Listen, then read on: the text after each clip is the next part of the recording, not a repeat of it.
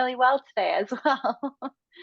Or I myself am feeling a little bit dizzy, so bear with me here today. But I've done this before, and as many of us have experienced, the show must go on some days with migraine. And so we're going to have a great presentation here today. I am going to take you a little bit through my journey with vestibular migraine specifically, and how I went from chronic to episodic to a period of remission.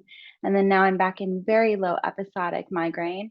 And I'm excited to share with you how I used food as part of my journey to get to these migraine free days. So we'll go ahead and start with my journey. So my vestibular migraine journey began a little over 7 years ago. I remember my husband and I had just returned from a trip to Japan, and we were also going to a friend's wedding of ours. And I had flown that weekend, and I just remember feeling very dizzy and like my eyes couldn't focus. I felt tired all the time, and like I just wanted to take a nap. And I remember I had lots of caffeine that weekend because I thought I was just overly tired and experiencing jet lag. But the weeks went on, and this feeling continued and actually progressively got worse. What it felt like to me, we say dizziness, but it's hard to explain kind of what that means. Sometimes it's a fogginess in your head. Sometimes it's not having the mental clarity to speak what you want to say. Sometimes, it feels like walking on marshmallows. Maybe you feel like you're on a boat and swaying. And that's what progressively got worse for me too, is those feelings of movement that weren't there. So sometimes I would be sitting in my car and feel as though I would be moving forward at a really fast pace when I was sitting perfectly still. And of course, if anyone starts to feel these feelings that aren't there, that's when the anxiety follows. It's only natural. But a lot of doctors will look at you and be like, well, you're just anxious. And so they were kind of missing the forest through the trees, so to speak, in that they were looking at the fact that I was anxious, but not what was causing the anxiety, which were all these feelings that and seeing things that weren't there. As my symptoms progressively got worse, that turned into feelings of vertigo. So sometimes it was that feeling of movement that wasn't there, or sometimes it would actually be the spinning that we know traditionally as vertigo. I also had moments of disassociation where I felt really disconnected from my body, or uh, from my surroundings. And occasionally I would feel as though my head was going to sort of become detached from my body and kind of float away into the sky as if it were a balloon. uh, I also had extreme light sensitivity, so it became very difficult to grocery shop, to go to stores, to go out to dinner. I remember if there were, even now, sometimes I struggle with this. If it's a dark setting and there's light in the kitchen and someone's opening, closing the door to the kitchen, that can be a trigger for me. Or low lighting that's very focused right directly over your head, is that spotlighting gets to me as well. But when I was experiencing these symptoms, it just felt so much more intensified. And even like the conversations that people would have out at a restaurant or bar, they would it would feel so loud to me, and my ears were just very sensitive. And all of this came for me without head pain, actually. And that's why I was misdiagnosed so often. I was misdiagnosed with everything from vestibular neuritis, which we're not quite sure if I had initially or not, paralimb fistula, which is it can be a tiny crack sort of in your inner ear. And that was discussed as potentially like I would have to have surgery and that would leave me deaf. I also got misdiagnosed with things like anxiety, depression, They looked in potential MS, and this was all mistaken because deep down I had migraine, but no one knew how to diagnose migraine, these silent migraines without head pain. And it wasn't until I finally saw this doctor at a clinic here in the US called the Mayo Clinic, and they kind of diagnose tough cases. And so my husband drove me 16 hours there because one of the doctors had told me to not fly, as that would cause issues if it were a potential paralimb fistula, which I didn't have. So I could have probably flown there, but we didn't know that at the time. And after 2 days of testing, they did, lots of different vestibular testing. And the doctor walked in and he says, "You have migraine." And I said, "No, this is what? Like, I'm at the Mayo Clinic, which is supposed to be the best clinic. And you're telling me I have migraine and I don't have headaches." And I remember saying that. And now, as a migraine advocate, I know that migraine does not equal head pain for a lot of people. It can mean all these different symptoms that I discussed before. But so often, when we're not experiencing that, or to the outside public, people just understand, they equate migraine to a headache, and they don't fully understand all the other symptoms that can come along with it. But this led me to my diagnosis of vestibular migraine. This was through what's called an ENT doctor, ear, nose, and throat. And he said, "I can't treat this. This isn't my specialty, but you need a neurologist or a neurotologist to help you with the treatment of vestibular migraine." So I had a diagnosis, but I didn't have a doctor. And at the time, I had heard of this doctor called the Dizzy Doctor. And he was actually in Dallas, where I was as well, in Dallas, Texas. And he had a very long wait list. Eventually, I did get in to see him, and that's my current neurologist, Dr. Shin Bei now. And at the time, he was working at UT Southwestern, and he was very specialized in treating cases of unexplained dizziness. And he mostly has a patient load of vestibular migraine patients. So he recognized that there was a lot of us out there being misdiagnosed, but none of us being treated very well.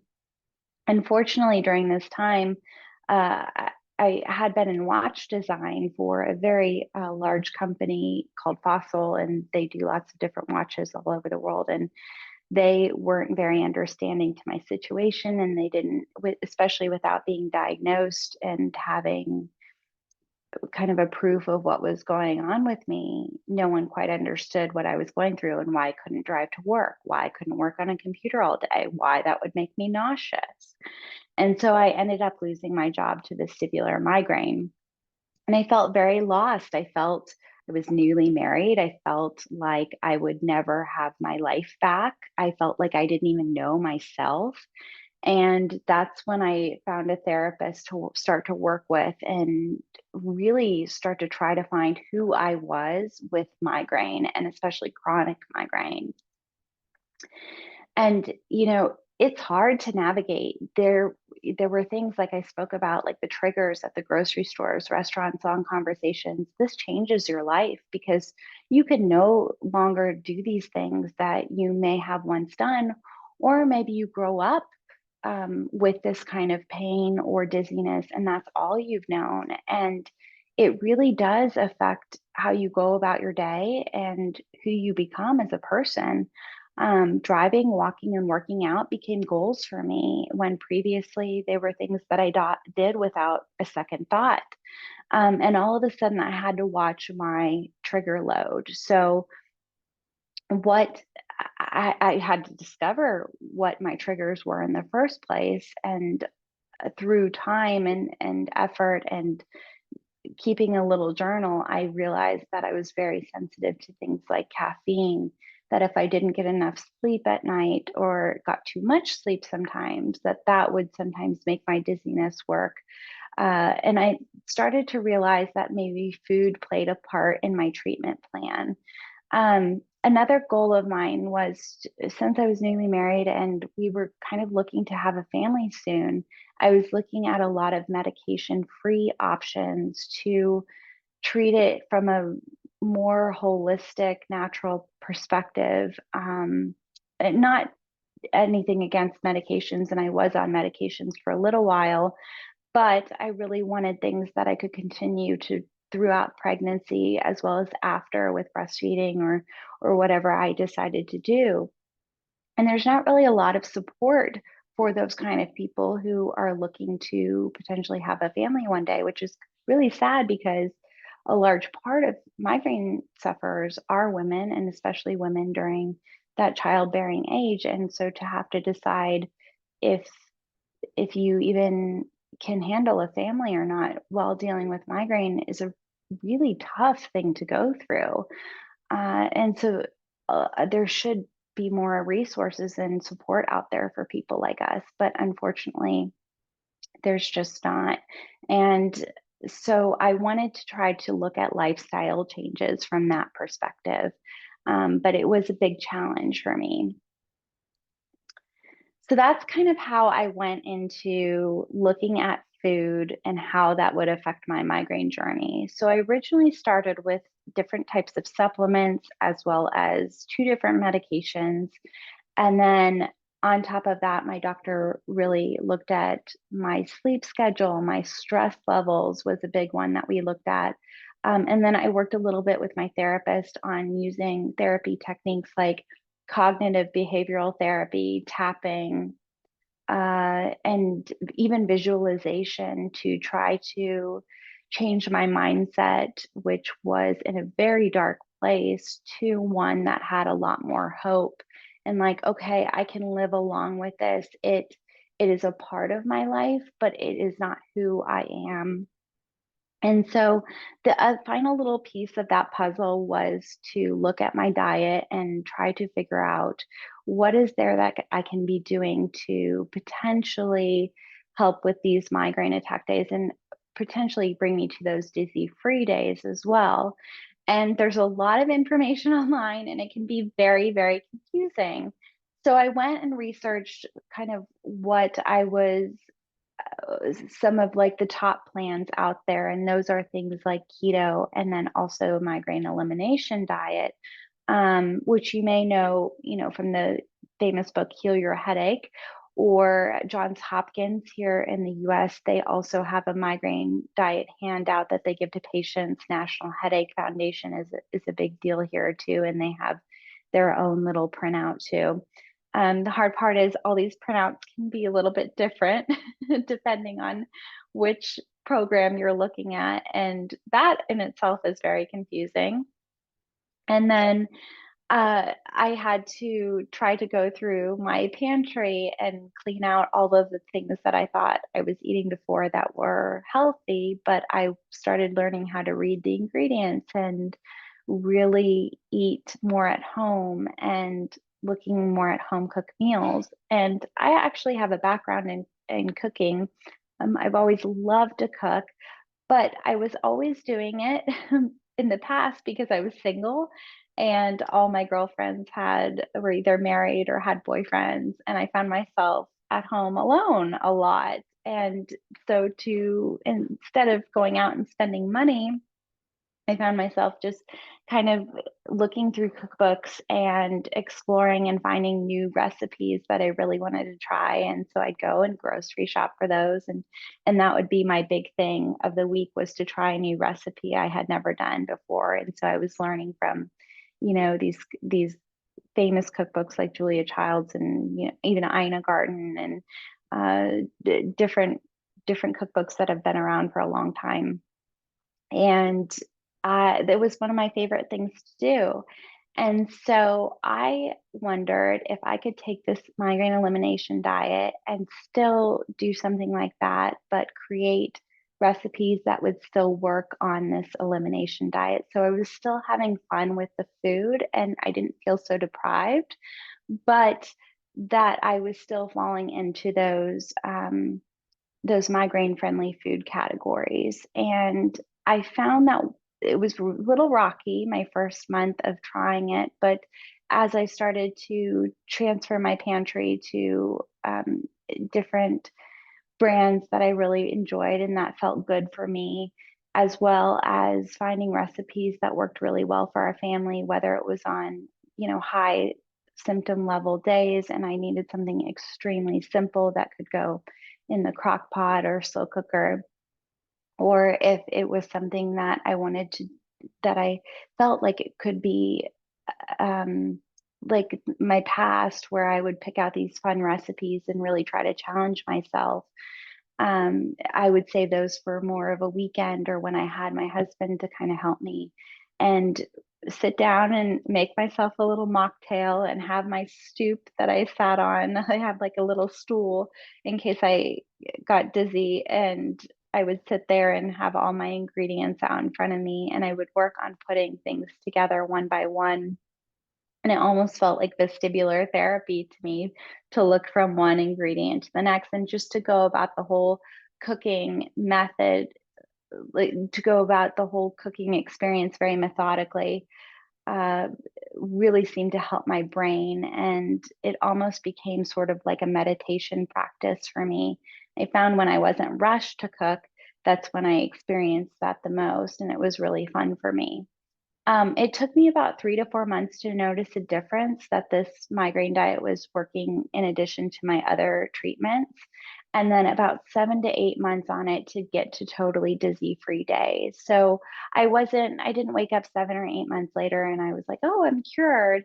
But I did have those dizzy free days, which I hadn't had in about a year and a half. So that was truly amazing for me to go from 24 symptoms, 7 constant symptoms, to those dizzy free moments felt like such a relief. And I felt like my brain just all of a sudden calmed down.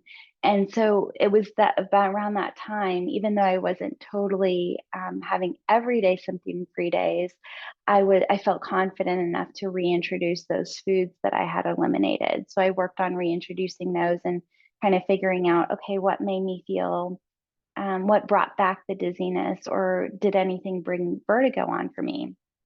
And I remember that some of my bigger triggers were things that I used to eat all the time, but I could never quite pinpoint those because I felt dizzy all the time. So these were things like yogurt and certain types of nuts. And even to this day, I try to work some of those things back into my diet to see if there's still an issue for me now that I'm feeling so much better. And some of them I still can't do anymore. Caffeine is a big one, which was a struggle having 2 kids with no caffeine. But I just found out that, after being off of it so long, I just feel better without it. And there are other things that I can do, things like magnesium threonate that kind of give me that brain boost instead of just reaching for caffeine. So learning to live with this, learning what works and doesn't work for you is really helpful for your overall effective plan for migraine. And then finally, what I kind of transferred to going forward is what's called a Mediterranean migraine diet. So, my neurologist and I have been working together very closely for a few years now. And actually, I'll tell this story really quick because I feel like it's a good one. But I remember when I was in experiencing these chronic symptoms and I felt like I was doing everything. We were on the medications, I was doing the supplements, I was doing massage therapy, I was doing a green light therapy, I had my migraine glasses, I was doing the diet, and I was still dizzy all the time. And I said to him, I said, are there just patients like this? Like, can I ever expect to feel normal again? Can I ever expect to get my life back again? And I remember him saying, oh, yeah, like most of my patients, I don't even see anymore because we've figured out what has worked for them. So either they've gone into remission or we've figured out a plan where they're not experiencing symptoms all the time. And they sort of graduate and they don't see me very often, or they see me, maybe once a year. And I remember thinking to myself, like, oh, like just to be that person, that would be so amazing. And it's so crazy to me now, coming up on my 1 year appointment. I'm about to see my neurologist next week. But again, I see him once a year and we talk for 10 minutes and we make sure my plan is working for me, and um, keep up with it even though I'm feeling good. And I just felt like someone needed to tell me, yes, it can get better. And there are, it's just finding those right things that work for you and then giving it time also to click. And so we started working on this Mediterranean migraine diet together, and he really researched. The Mediterranean diet is supposed to be great for brain health and one of the best diets out there that you can do. But then now there's these new studies coming out about, using the omega 3s and how that can support your brain health, lowering omega 6. And so we kind of combined all of those things in some of these recipes for this new cookbook. And this is really how I eat going forward rather than doing an elimination. I'll avoid my triggers that seem to set me off still, but I try to incorporate these foods that are really, really good for long-term brain health and have high omega 3s. So these are things like a lot of fresh fish, salmon, seafood, as well as certain kinds of seeds, flaxseed, as well as lots of green leafy vegetables, and dark berries are really, really good for brain health as well. So we have all of those in the cookbook. And so if you like to do more, if you like to think about what can I include in my diet rather than what can I take away, that can be a really good resource for you too. So we'll go into cooking with migraine because I know this can be really difficult. My background with cooking, so I do have a little bit of a culinary education. I've taken cooking classes here in Texas, and then also had an amazing experience over in Burgundy, which is one of my favorite experiences. I love to take cooking classes around the world to really teach me different methods and how different cultures are looking at food and how they sort of go about cooking. And we all seem to have different ways of enjoying food and how we approach cooking and what it means to kind of sit down with our families at the end of the day and enjoy that together. But this was something that I found really gave me a sense of purpose when I had just lost my job. So I felt like completely lost from who I was. And I just started to only identify myself as this person with migraine. And it was starting to cook again and find these recipes and make something into my own that really gave me that sense of purpose again. And it also provided comfort because at the end of the day, I knew even if I was struggling with trying to get treatments and get doctors to listen to me, and feeling miserable and trying to find transportation to these appointments and fighting with the cost of everything. Over here we have insurance and all that stuff, which can get very messy. And I knew that at the end of the day, if I put these ingredients together, I could have a comforting meal. And there was something that brought me a lot of peace, knowing that if I put all this stuff together, it's going to turn out really good and it's going to taste good. And I'm going to sit down with my family and we're going to talk about everything in our day. And all that bad stuff can kind of dissipate over a really comforting, good meal. And that's kind of what I love to bring to other people is how can I make this work for people with migraine when they're in so much pain? How can we provide this joy and comfort through food again? And what does that look like? This can look so different for different people. Some of us can't stand for a long time in the kitchen. So we do need those stools to kind of help us with it. Some of us have struggle with chopping a lot and maybe our hands don't quite work during an attack. And so we have to look at different things to cook with. Now there's these choppers that you can just put the fruits or the vegetables in the chopper and just slice it down and it chops everything for you. Things like that. Even buying pre-chopped food or frozen foods can take a lot of that effort and pain out of cooking as well. And so you just kind of have to find ways to make it work for you. A lot of this is done through planning. And I think it's the mental capacity that it takes us to plan and try to figure out what to eat when we have migraine. And you can't do this when you're in the middle of a bad attack, or you either need some help with it, because it's hard to plan out a week's worth of meals when you are in the throes of a awful migraine attack. And especially during chronic migraine, this can present a challenge as well. So it may just take a longer time to put together. But having those meal plans, and especially if I can provide support for what to think of to make, can be extremely helpful to have throughout your week. So what I'll usually do is try to plan at least 4 dinners that I make at home, and then we'll eat one dinner out, and usually get some kind of takeout or something throughout the week, or some kind of pre-made meal that I can bring in for those other days, or have leftovers if I'll double those the recipes. So 4 somehow seems a lot more manageable than 7 to me. um, and again, cooking with migraine can provide this mindful activity to redirect attention away from the pain and discomfort that you may be feeling as well. So how do we make this easier? So there's lots of different methods like that I had said, but I find that planning can be one of the most effective. Finding tools to support you, like the little chopper I talked about, and also asking for help or from your family and friends and getting them involved as well can be a really fun family activity as well as helping you. I've even seen some people who they bring their green lights in the kitchen with them and just cook with the green light on.